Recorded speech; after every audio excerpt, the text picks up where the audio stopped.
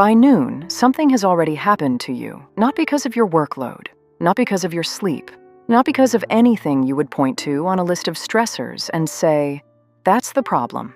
By noon, a specific kind of depletion has set in, the kind that doesn't come from effort. It comes from something quieter, the 6 things you did before lunch that nobody ever told you were costing you anything at all. You checked in with someone who didn't check in with you.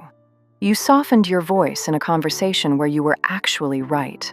You scanned a room when you walked into it, registered every face, assessed every mood, and adjusted yourself accordingly before you'd had a full cup of coffee. You did all of this automatically. You've been doing it for so long, it doesn't feel like doing anything. It just feels like being a person. But your nervous system has been running a tab, and by noon, you've already spent more than you earned. Most women who feel depleted by midday are told some version of the same 3 explanations. They're told it's hormones. They're told it's age. They're told they need better sleep or fewer carbs or a morning routine they've been failing to maintain. None of those answers are wrong, exactly. But they're all aimed at the wrong target. Because the energy drain that hits women in the morning, the specific flatness that arrives before noon, is not primarily physical. It is behavioral. It is neurological. And it is built, item by item, out of 6 habits that feel like nothing individually and cost everything collectively. If you don't name them, you'll keep treating the symptom, the tiredness, the irritability, the low-grade resentment, without ever touching the source. Here are the 6 things. Number 1. You checked the emotional temperature of the room before anyone asked you to. The moment you walk into a space, a kitchen where your partner is already up, a work call where someone's tone is slightly clipped, a family group chat with an unread message, something happens in your brain before you consciously decide anything. You read it. Not intentionally, not as a choice. Your nervous system runs a rapid assessment of who is in what state, who might need managing, and whether the environment is safe, in under 2 seconds. Researchers call this social appraisal. Studies out of UCLA's Social Cognitive Neuroscience Lab have found that women show higher baseline activation in the brain regions associated with social threat detection, meaning the circuit runs faster, picks up more data, and generates more output. This is not a flaw. For most of human history, it was a survival advantage. But in your morning, in your home, in your office, it is costing you approximately 90 seconds of focused neurological energy every single time it fires. Before you have said one word to one person. Before you have done one thing that was supposed to be for you. That's not sensitivity. That's an unpaid shift you've been clocking in for since your 20s. Number 2, you absorbed someone else's mood without naming it. There's a difference between empathy and emotional absorption. Empathy means you recognize what someone else is feeling. Absorption means you start feeling it, carrying it as if it belongs to you, without realizing the transfer happened.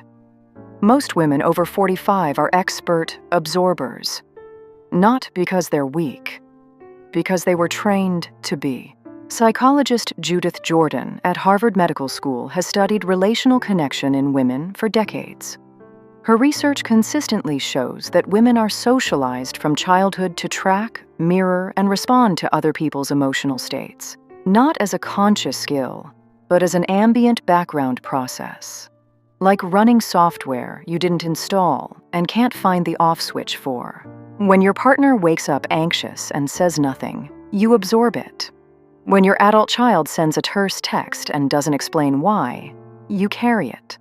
When a colleague is visibly irritated in a meeting, you spend part of your cognitive bandwidth monitoring them for the next 40 minutes. You didn't choose to. You probably don't realize you did it, but by 10 a.m. you are tired on behalf of 3 people who are not tired at all.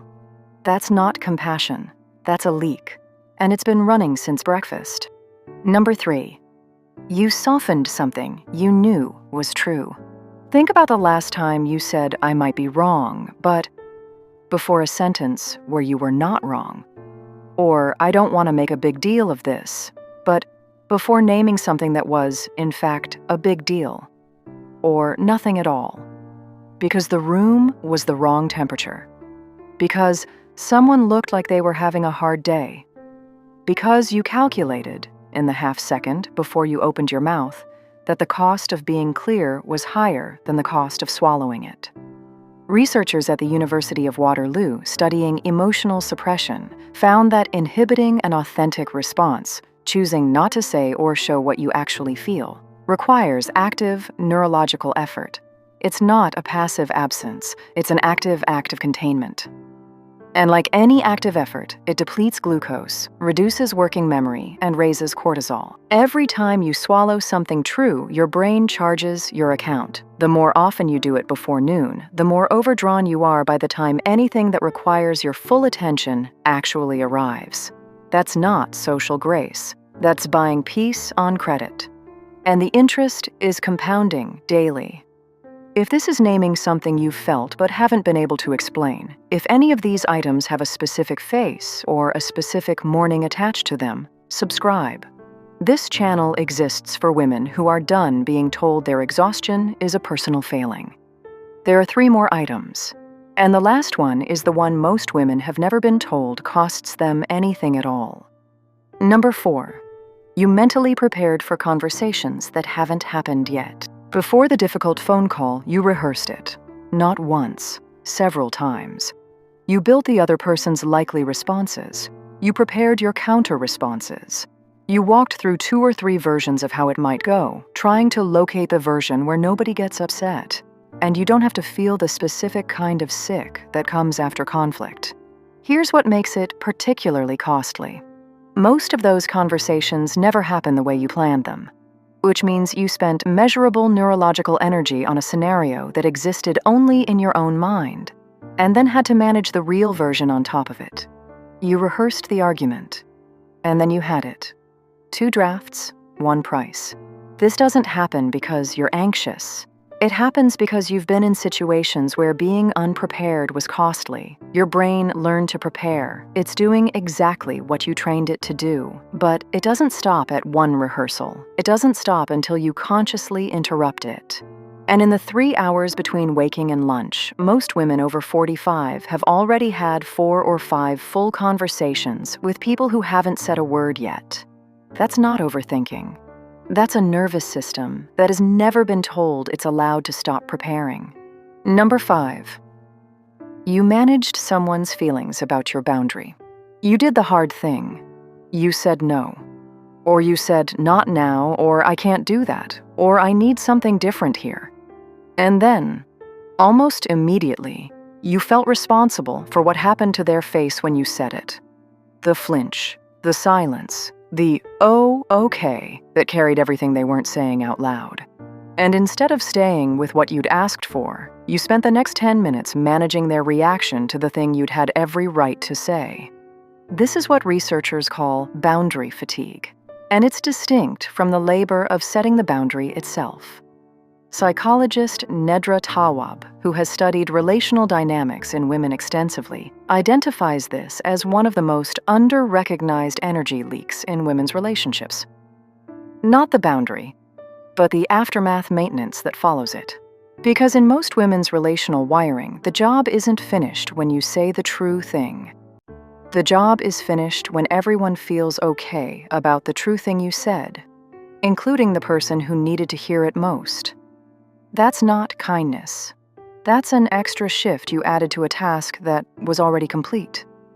You said the true thing. The true thing was enough. The guilt that arrived afterward, that's not your conscience. That's a habit. Number 6, you started the day catching up instead of beginning. Here is the thing nobody names. For most women over 45, the morning does not begin when they wake up. It begins in deficit. Because before they have done a single thing for themselves, before the coffee, before the quiet, before whatever was supposed to be theirs, they have already scanned for what needs them.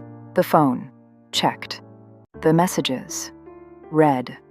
The family members, assessed. The tone of the house, registered. The mood in the first conversation, monitored and adjusted for. And all of it happened before 8 a.m. Researchers studying circadian cortisol patterns in women, particularly work from the Stress and Health Lab at Carnegie Mellon, have found that the morning cortisol spike, which in a regulated nervous system represents natural, usable energy, is significantly disrupted in women who enter the day in a state of social monitoring and anticipatory management. In plain language, the morning energy your body was designed to give you gets spent before you spend it. You don't run out of energy by noon because you're doing too much. You run out because the first hours of your day are not a beginning. They are a continuation of the job you never clocked out of. The items on this list are not character flaws. They are not symptoms of anxiety.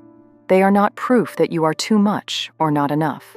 They are the accumulated behavioral output of decades spent making other people's lives run more smoothly than your own. And the reason they drain you by noon is simple. They were never free. You were just never given the bill. You're not tired because you're doing too much. You're tired because you're paying for things you never agreed to buy. And knowing that, actually knowing it, is where something starts to shift.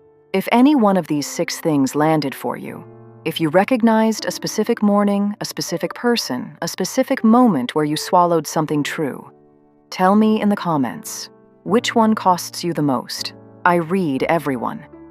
And if this is the first time you've had language for something you've been feeling for years, subscribe, because there is a lot more to name, and none of it is your fault.